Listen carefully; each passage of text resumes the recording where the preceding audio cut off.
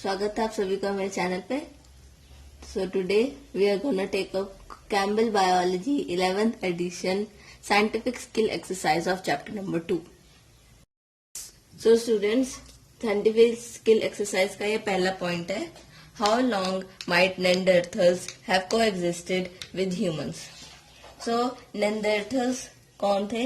ये ह्यूमंस की ही एक स्पीशीज थी जो 350,000 ईयर्स पहले एग्जिस्ट करती थी यूरोप में। और ऐसा माना जाता है, साइंटिस्ट ने डिस्कवर किया था कि ह्यूमंस, जो मॉडर्न ह्यूमंस हैं, वो लोग नेंडरथल्स के साथ कुछ समय को एग्जिस्ट किए थे, मतलब साथ में दोनों रहे थे। सो हम कार्बन 14 डेटिंग से, यानी कि आपको पता है कार्बन 14 एक रेडियो एक्टिव एलिमेंट है, तो उसको हम रेडियो एक्टिव डेटिंग की मदद से हम इन मोस्ट रीसेंट नेंडरथल फॉसिल, जो बहुत मोस्ट रीसेंट है, उसकी हम एज निकालेंगे आज। और हम इसमें यूज करेंगे स्टैंडर्ड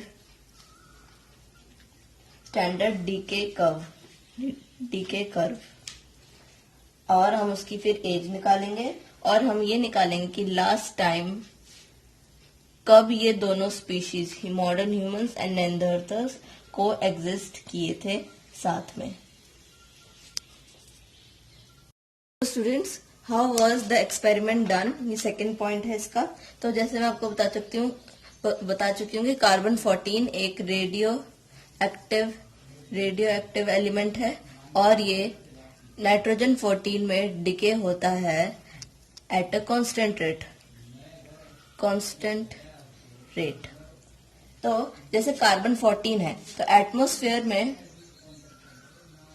एटमॉस्फेयर में कार्बन 14 भी होता है, कार्बन 13 भी होता है, और कार्बन 12 भी होता है। लेकिन ये सारी चीजें एक कांस्टेंट रेशियो में प्रेजेंट होती हैं, कांस्टेंट रेशियो। जैसे फॉर एग्जांपल, मैं आपको एग्जांपल के तौर पे बताती हूँ। जैसे जो जितना भी एटमॉस्फेयर में कार्बन है, फॉर एग्जांपल उसका 2% जो कार्बन 14 है, और 95% कार्बन 12 है, और 3% कार्बन 13 है। तो इसका रेशियो हम निकाल सकते हैं। कार्बन 12 टू कार्बन 14 का रेशियो कितना होगा? 95:2। अब फॉर एग्जांपल हमारे पास कोई फॉसिल है, उसमें जब हमने ये रेशियो निकाला कार्बन 12 टू कार्बन 14 का, तो हमारे पास फॉर एग्जांपल आया 95:1। तो फिर जैसे इसका मतलब इसका रेशियो कम हो चुका है, मतलब ये आधा इसमें डिके हो चुका है। तो आधा डिके हो गया, इसका मतलब उसकी 1/2 लाइफ गुजर चुकी है। तो ये मतलब इस तरीके से हम फॉसिल में डेटिंग करते हैं। तो जैसे कि ये एग्जाम्पल था, तो मैं इसको मिटा देती हूँ। अब जैसे एटमॉस्फेयर में ये रेशियो था, जो भी रेशियो था, ये एग्जाम्पल था। तो प्लांट्स ने कार्बन डाइऑक्साइड या कार्बन ले लिया एटमॉस्फेयर से, फिर एनिमल ने ले लिया। अब जब एनिमल अलाइव है, तो नया कार्बन आता जा रहा है, पुराना कार्बन निकलता जा रहा है, बार बार रिप्लेस होता जा रहा है कार्बन 14 भी। लेकिन जब एक बार एनिमल डेड हो जाता है, तो नया कार्बन लेना उसको स्टॉप कर दिया, तो कार्बन 14 वहीं पे स्टॉप हो गया। तो अब वो वहीं पे पड़ा है, तो वो धीरे धीरे डिके होता जाएगा। तो इससे फिर हम उससे हम क्या बोलते हैं, इसकी डेटिंग कर सकते हैं। अब मैं आपको ये बता देती हूँ सबसे पहले कि हाफ लाइफ का एक डेफिनेशन आपको दे देती हूँ मैं। हाफ लाइफ का मतलब होता है, it is the amount of time it takes for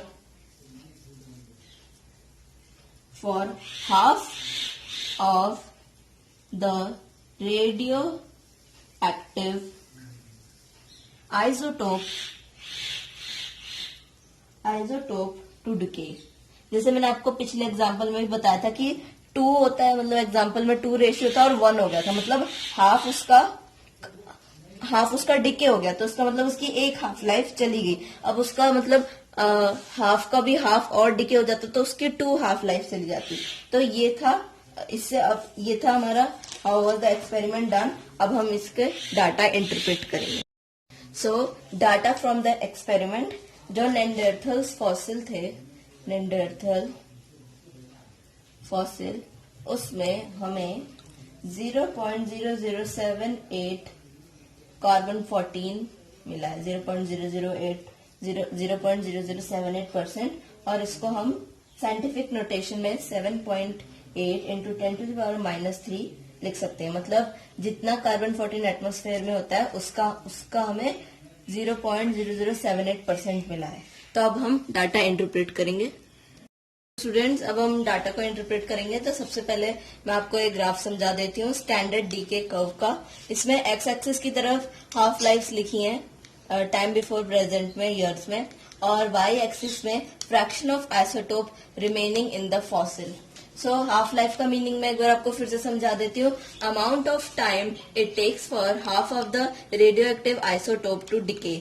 मतलब अगर जैसे वो हाफ हो गया तो मतलब उसकी एक हाफ लाइफ गुजर गई, फिर वो हाफ का हाफ हो गया तो उसकी दो हाफ लाइफ गुजर गई। तो अभी हमें सबसे पहले इसमें बताना है कि हर एक हाफ लाइफ में कितना फ्रैक्शन ऑफ आइसोटोप बचेगा। तो एक हाफ लाइफ में हाफ बचेगा, दूसरी हाफ लाइफ में 1/4 हो जाएगा, तीसरी हाफ लाइफ में 1/8 हो जाएगा, चौथी हाफ लाइफ में 1/16, और उसके बाद 1/32, एंड इसमें 1/64, और इसमें 1/128, एंड इसमें 1/256, एंड उसके बाद 9th वाली में 1/512, और 10th वाली में 1/1024। सो ये हमने फ्रैक्शन में निकाल लिया। अब हमें इसका डेसिमल में भी निकालना है। तो डेसिमल के लिए मैं यहाँ पे लिख देती हूँ हाफ लाइफ और डेसिमल में हम यहाँ पे निकालते हैं इसको।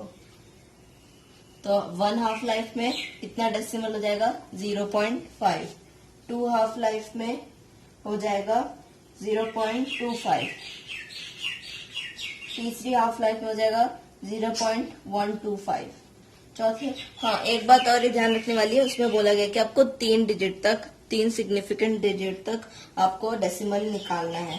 तो तीसरे में 0.125 हो गया, चौथे में हो गया 0.0625, पांचवी हाफ लाइफ में हो गया 0.0312, और 6th हाफ लाइफ में हो गया 0.0156, एंड 7th हाफ लाइफ में हो गया 0.00781, और मैं आगे की यहाँ पे लिख देती हूँ। 8th हाफ लाइफ में हो गया 0.00391, और 9th हाफ लाइफ में हो 0.00195, एंड 10th हाफ लाइफ में हो गया 0.0009975। सो ये फ्रैक्शन में हमने निकाल लिया है। अब इसके आगे उन्होंने साइंटिफिक नोटेशन में भी इसको निकालने के लिए बोला है। सो साइंटिफिक नोटेशन मैं आपको 1-2 करके दिखा देती हूँ, फिर आप बाकी कर लेना। तो जैसे कि 0.5 है तो हो जाएगा 5 × 10⁻1 हो जाएगा। अब ये कितना होगा 2.5 × 10⁻1। और मैं एक ये आपको करके दिखाती हूँ, ये हो जाएगा 1.95 × 10⁻3।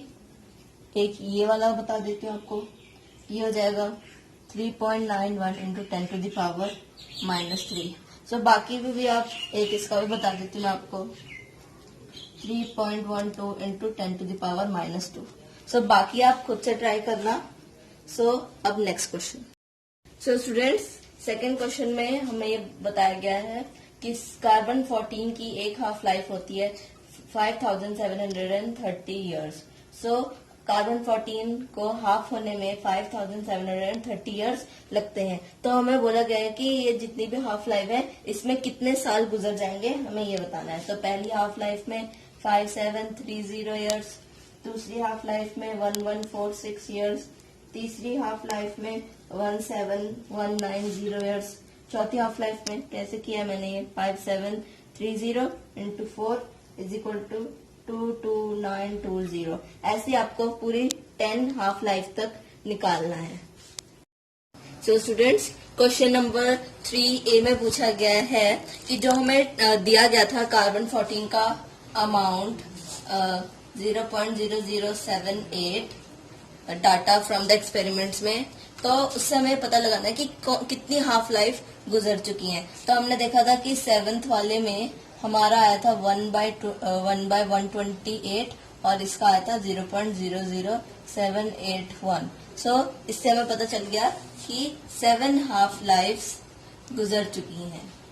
7 हाफ लाइफ गुजर चुके हैं। अब क्वेश्चन उसमें उसके बी पार्ट में पूछा गया है तो कितने साल हो चुके हैं फिर इसका मतलब, तो और उसको हमें नियरेस्ट थाउजेंड्स में राउंड ऑफ करना है। तो 7 हाफ लाइफ में जब हमने निकाला या आपने निकाला होगा तो आपका आया होगा 40110 इयर्स। तो हमने इसको राउंड ऑफ करके 40,000 इयर्स कर दिया, मतलब 40,000 इयर्स हो चुके हैं उस फॉसिल को डाई हुए।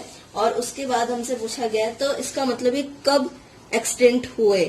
तो एक्सटेंशन हम कैसे निकालेंगे, ये माइनस के 40,000 इयर्स हो गए, माइनस के 40,000 इयर्स।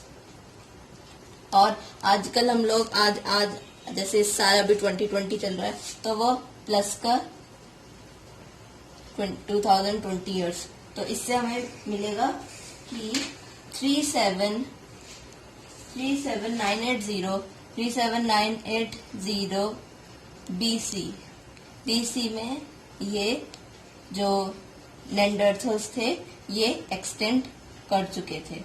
सो अगले ये हमारा सी पार्ट था कि ये कब एक्सटेंड किए थे।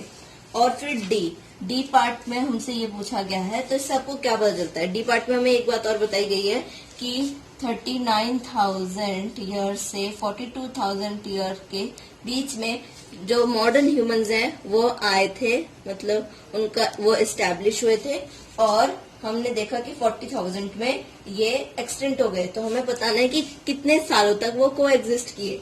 तो हम इसको ये मान लेते हैं कि ये 39,000 था और ये 40,000। तो इससे हमें पता चलता है कि मॉडर्न ह्यूमंस एंड नेंडरथल्स 10,000 ईयर्स के लिए को एग्जिस्ट कर रहे थे, यानी कि साथ में रह रहे थे।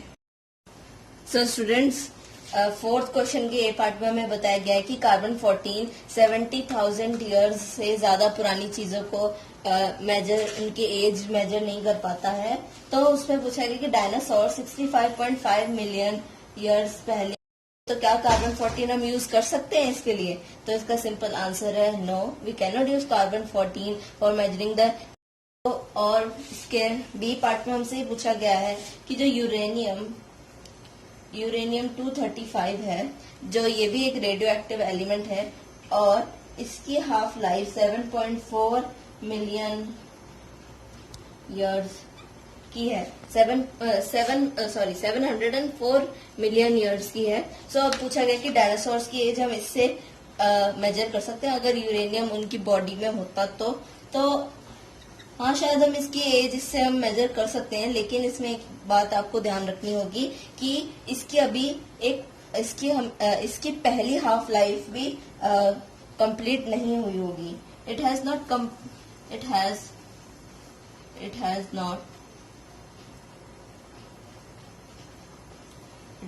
Even completed its first half life. तो स्टूडेंट्स, ये थी scientific skill exercise of chapter 2। अगर आपको कोई भी डाउट है तो आप कमेंट में लिख सकते हैं। और ऐसी अच्छी वीडियोस, सोल्यूशन वीडियोस के लिए आप हमारे चैनल को सब्सक्राइब कीजिए। और अगर आप और किसी चीज की और किसी टॉपिक पे या और किसी चैप्टर की कोई सोल्यूशन वीडियो चाहते हैं तो आप कमेंट में लिख सकते हैं। Thanks for watching.